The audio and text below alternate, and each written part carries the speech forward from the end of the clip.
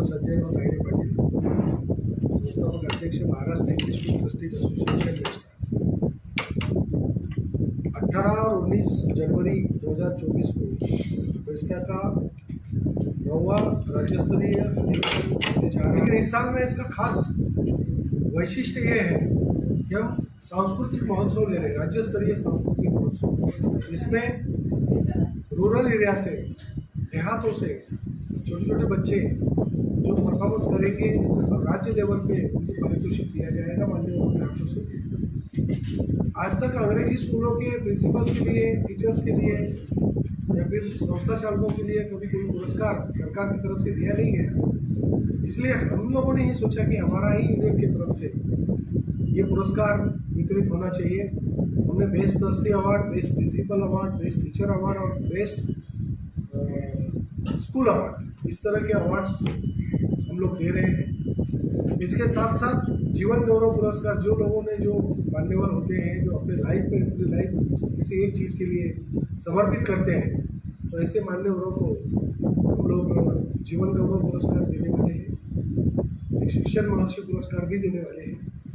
तो इस तरह से पुरस्कार, सांस्कृतिक महोत्सव और फिर उसमें इन नेतागणों के सामने हमारी जो मांगे हैं, वो 2 दिन ये चलने वाला प्रोग्राम है। तो 2000 लोगों का बंदोबस्त हमने रहने का, खाने का किया है। उस हिसाब से हम चाहते हैं कि 2000 लोग 100% आएंगे।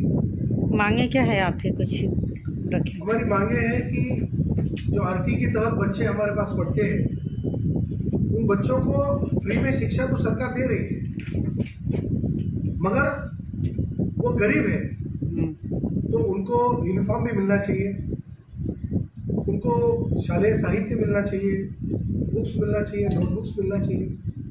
हजारों रुपए खर्चा उनको उसके ऊपर करना पड़ रहा है। जब वो गरीब है, जब वो उनका उत्पन्न कम है, तो फिर उनको यूनिफॉर्म और बुक्स क्यों सरकार नहीं दे रही है? तो सरकार की तरफ हम लोग ये मांग रखने वाली है और उसका पाठ पूरा हम लोग अगले साल करने वाले हैं। इसके बावजूद उन्हीं बच्चों का आरटीए दुर्बल घटक जो बच्चे हैं, जिनको हम 25% रिजर्वेशन दे रहे हैं, लेकिन उनके फीस रिएम्बर्समेंट नहीं दे रहे हैं, वो तो उन बच्चों के ऊपर अन्याय हो रहा है। इन्हें एक तरफ घोषणा आपने कर दी है कि हम फ्री में पढ़ाएंगे, लेकिन दूसरी तरफ उनका मुआवजा जो है वो सरकार नहीं दे रही है। तो ये सरकार के सामने हमारी अगली लड़ाई होगी उसके लिए, उन बच्चों के लिए। उसके बाद में मेस्टा टैलेंट हंट एग्ज़ाम हम हर साल लेते हैं, जो नीट, सीईटी और JEE में हमारे महाराष्ट्र का जो परसेंटेज है वो कम से कम होते जा रहा है। उसको बढ़ाने के लिए उसका सराव होना जरूरी है। उसको फर्स्ट से लेकर तो 12 तक उसका एक प्रैक्टिस बच्चों से करवानी जरूरी है। इसलिए व्यापक अभियान के तहत हम लोग ये मेस्टा टैलेंट हंट एग्ज़ाम जो हम इस साल में लेने वाले हैं। इसके बाद में स्कूल छोड़ने का जो LC होता है वो भी कंपलसरी करना ज़रूरी होता है। शासन हमारी तरफ से ज़बरदस्ती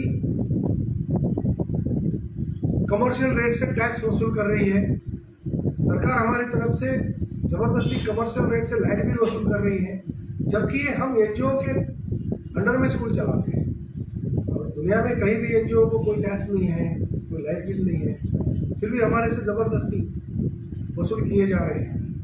तो इसलिए रूरल एरिया में जो लोग स्कूल चलाते हैं, देहातों में जो लोग स्कूल चलाते हैं, उनको ये टैक्स भरना, लाइट बिल भरना और अननेसेसरी पेरेंट्स के ऊपर उसका बोझा आ जाता है। जो फीस 10 रुपये लेनी है उसको 15 रुपये करना पड़ती है। इस तरह की हमारी डिमांड्स हैं। ये स्कूल प्राइवेट है या? ये सारे स्कूल जो है वो प्राइवेट है, अंग्रेजी स्कूल है, जिसमें CBSE, IGCSE, IB या स्टेट बोर्ड ऐसे स्कूल आते हैं। नियर अबाउट 20,000 स्कूल जो है वो एफिलिएटेड है इस संस्था।